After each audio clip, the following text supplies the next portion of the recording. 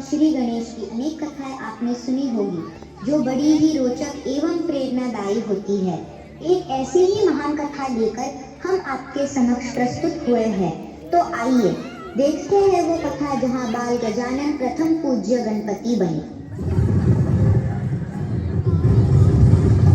प्रतिदिन एक नई असुरी शक्ति के आतंक से ग्रस्त सभी देवगण महादेव को अपनी व्यथा सुनाने कैलाश की ओर प्रस्थान करते हैं। आदिदेव शंकरा, तेरे जाप के बिना चले ये सांस किस तरह। महादेव शिव शंभू की जय, महादेवी पार्वती की जय। आप सभी देवगण के यहाँ एकत्र होने का कारण ज्ञात है मुझे। असुरों की संपूर्ण सेना देवलोक पर आक्रमण करने वाली है। किंतु प्रभु, कब तक हम असुरों के आतंक से ग्रस्त रहेंगे? आए दिन एक नया असुर हम पे आक्रमण कर देता है। एक असुर नष्ट होता नहीं, एक नया असुर उसके स्थान पर स्थित हो जाता है। क्या सभी असुरों के अंत का एक स्थायी उपाय नहीं है? इस असुरी शक्तियों के आतंक के चक्र से हम देवताओं को मुक्ति कब मिलेगी महादेव? आतंक का नहीं देवराज, ये चक्र समग्र सृष्टि का है, जहाँ अच्छाई एवं बुराई के मध्य वर्चस्व की लड़ाई चलती ही रहती है। इसलिए अगर देवता है तो असुर भी है। सत्य है महादेव, परंतु जब कभी असुरों से युद्ध होता है तो निर्दोष जीवन क्षतिग्रस्त होता है। बुराई एवं अच्छाई के इस युद्ध में हम हर बार विजयी हो, ये सुनिश्चित कौन करेगा? उचित है, आज सभी देवताओं में से ही किसी एक देवता को प्रथम पूज्य का पद प्राप्त होगा, जो बनेंगे देवताओं के देवता, देवताओं के विघ्नहर्ता, असुरों के विघ्नकर्ता। नारायण नारायण। अब प्रश्न ये है, कौन है देवताओं में सर्वोत्तम, जिसे हर कोई पूजेगा सर्वप्रथम?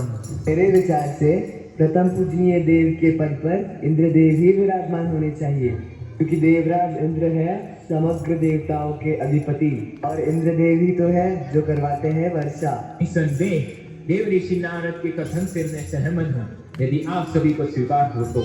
नहीं, मुझे स्वीकार्य नहीं। मैं अग्निदेव, बिना मेरे किसी भी देवताओं को यज्ञ द्वारा आहुति प्राप्त नहीं होगी। मेरे अग्नि स्वरूप में दी जाने वाली आहुति मेरी पत्नी स्वाहा स्वीकार कर सभी देवताओं तक पहुंचाती है। अगर मैं अपना कार्य ना करूं तो सभी देवता अपना बल खो देंगे। इसलिए प्रथम पूज्य का पद मुझे ही प्राप्त होना चाहिए। अग्निदेव, मत भूलिए मैं पवन देव, और मेरी अनुपस्थिति में आपका कोई अस्तित्व नहीं। किसी भी जीव को जीवित रहने के लिए प्राणवायु की आवश्यकता होती है। अगर मैं अपना कार्य न करूं तो संसार में कोई जीवित नहीं रहेगा। सर्वश्रेष्ठ देवता तो मैं हूँ। अग्निदेव, पवन देव, आप भूल रहे हैं। यदि मैं सूर्य देव उदय होना बंद कर दूं तो संपूर्ण काल चक्र रुक जाएगा। पशु, पक्षी, जीव, जंतु, मनुष्य, वृक्ष आदि कोई जीवित नहीं रहेगा। समग्र सृष्टि का अंत हो जाएगा। इसलिए प्रथम पूज्य का पद मुझे ही मिलना चाहिए। शांत हो जाइए आप सब। हम देवताओं को इस प्रकार लड़ना शोभा नहीं देता। मैं कार्तिकेय, महादेव का ज्येष्ठ पुत्र, देवताओं का सेनापति, असुरों के साथ होने वाले प्रत्येक युद्ध में देवताओं को विजय बनाता हूँ। तो क्या मैं सर्वश्रेष्ठ देवता हुआ?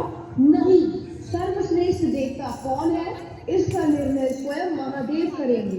हाँ हाँ, हमें स्वीकार है, महादेव ही प्रथम पूज्य देवता चुनेंगे। देवी पार्वती, आपके पास कोई सुझाव है? कौन बनेगा प्रथम पूज्य? महादेव, मेरे मंतव्य से तो सभी देवता अपने आप में ही सर्वश्रेष्ठ हैं।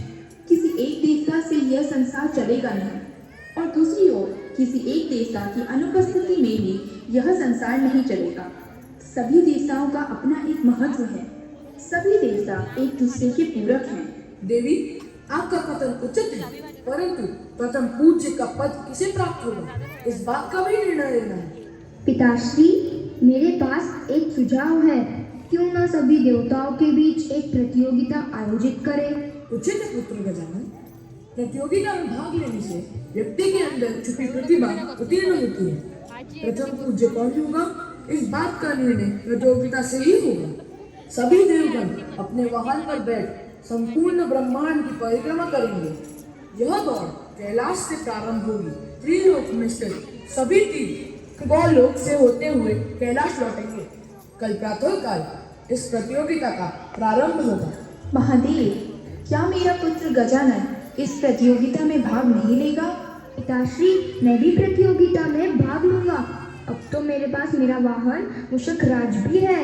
अवश्य बाल गजानन, आप भी इस प्रतियोगिता में भाग ले सकते हैं।